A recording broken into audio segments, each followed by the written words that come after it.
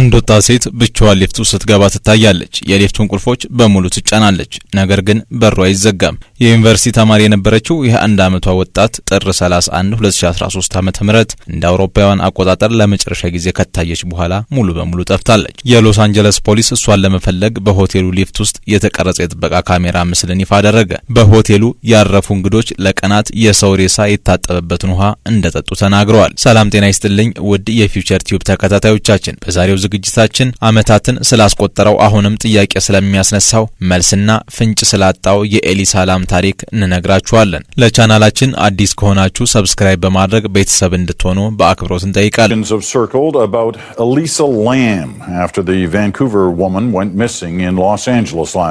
ከሊፍቱ ወጣ ያለች ከአንድ የማይታይ አካል ጋር በምልክት ትነጋገራለች፣ ትደበቃለች፣ እጆቿን እንግዳ በሆነ መንገድ ታወዛውዛለች። ይህ የጥበቃ ካሜራ ምስል በበይነ መረብ ተለቆ ዓለምን ያሳዘነ ማንም የማይገምተው አስፈሪ ሁነት ተፈጠረ። ይህ በዓለም ላይ እጅግ ሚስጥራዊ ከሆኑ የታሪክ ሰነዶች አንዱ የሆነው የኤሊሳ ላም ታሪክ ነው።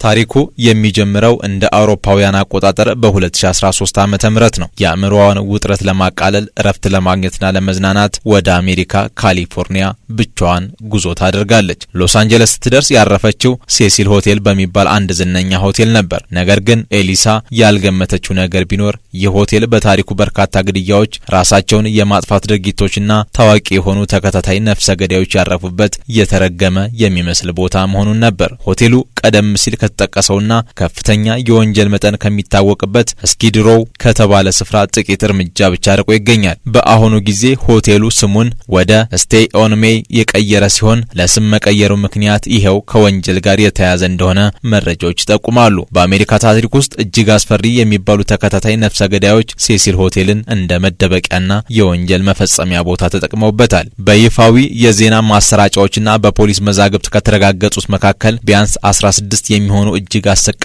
ግድያዎች መፈጸማቸው ሲገለጽ፣ በአጠቃላይ ግን በሆቴሉ ውስጥ በአሰቃቂ ሁኔታ በራስን ማጥፋትና ባልታወቁ ሚስጥራዊ ምክንያቶች የሞቱ ሰዎች ቁጥር እስከ 80 ይደርሳል ተብሎ ይታመናል። ከዚህ ሟቾች መካከል አንዷ የሆነችው ኤሊሳ ወደ ሆቴሉ ከገባች ጀምሮ በየቀኑ ከቤተሰቦቿ ጋር ትደዋወል እንደነበር የፖሊስ የምርመራ ማዝገብ ያስረዳል። ነገር ግን ጥር 31 ቀን 2013 ዓ.ም ኤሊሳ ድንገት ስልኳ ዝግ ሆነ። ሙሉ በሙሉም ጠፋች። ቤተሰቦቿ ደንግጠው ወደ ሎስ አንጀለስ በመምጣት ለፖሊስ አመለከቱ። ፖሊስ የሆቴሉን ክፍል ቢያንኳኳም አይከፈትም። አካባቢውን ቢያስስ ምንም ፍንጭ ሊያገኝ አልቻለም። የኤሊሳ ፍለጋ ያደከመውና ተጨባጭና አመላካች ፍንጭ ያጣው ፖሊስ ፍለጋውን ወደ ሆቴሉ የደህንነት ካሜራ አደረገ። ፖሊስ የሆቴሉን የጥበቃ ካሜራ ሲሲቲቪን መመርመር ጀመረ።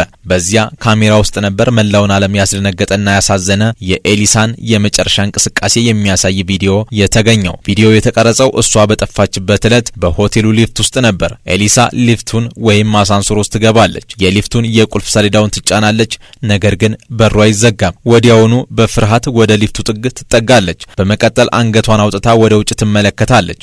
ልክ አንድ ሰው እያሳደዳት እንደሆነ ሁሉ ስትሽቆጠቆጥ ትታያለች። ኤሊሳ ከሊፍቱ ወጥታ እጆቿን በጣም እንግዳ በሆነ ሰዋዊ ባልሆነ መንገድ ታወዛውዛለች።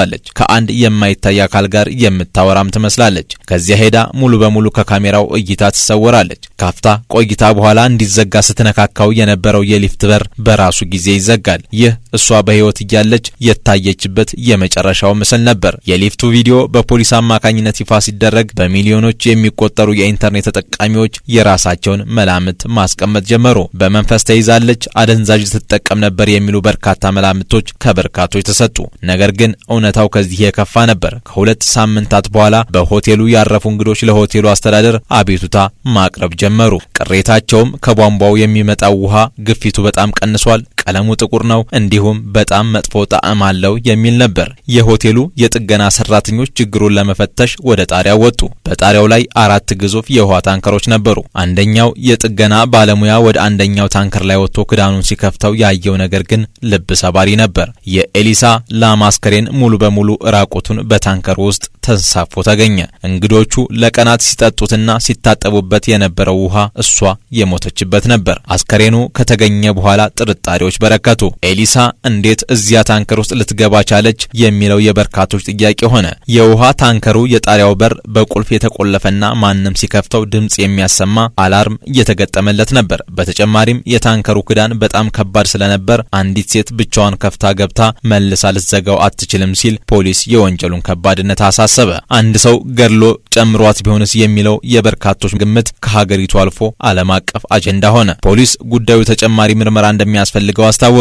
ከወራት በኋላ የሕክምና ባለሙያዎችና ፖሊስ በኤሊሳ አሟሟት ላይ ይፋዊ መግለጫ ለመስጠት ለመገናኛ ብዙሃን ጥሪ ያደረጉ። ኤሊሳ ላም ባይፖላር ዲስኦርደር የተባለ ከባድ የአእምሮ ህመም ነበረባት ሲሉ ሐኪሞች አስታወቁ። ለበሽታው የምትወስደው መድኃኒት በጉዞ ወቅት አቁማ ስለነበር በሆቴል ውስጥ በነበረችበት ጊዜ ከባድ ቅዠትና ፍርሃት ውስጥ ገብታ ነበርም አሉ። ሊፍት ውስጥ ያደረገችው እንግዳ ነገር ሁሉ ማንም የሌለበትን የቅዠት ፍርሃት ለማምለጥ ስትሞክር የነበረ መሆኑ ተረጋገጠ። ወደ ጣሪያው የወጣችው በመደበኛው የመተላለፊያ መንገድ ሳይሆን ለእሳትና ለሌሎች ድንገተኛ አደጋ መውጫ እንዲሆን በተገጠመው ልዩ የአደጋ ጊዜ መውጫ መንገድ ነው ሲል ፖሊስ ደረስኩበት ያለውን መረጃ ለህዝብ ይፋ አደረገ። በመጨረሻም ራሷን ለመደበቅ ወደ ውሃው ታንከር ውስጥ ገብታ መውጣት አቅቷት በድንገተኛ አደጋ ውስጥ በመስመጥ እንደሞተች በመግለጽ ፖሊስ ለአንዴና ለመጨረሻ ጊዜ የኤሊሳ ላምን መዝገብ መዝጋቱን አስታወቀ። ይህ አሳዛኝ ክስተት ዛሬም ድረስ በቪዲዮ እንግዳነትና በሆቴሉ አስፈሪ ታሪክ ምክንያት በብዙዎች ዘንድ ሲታወስ ይኖራል።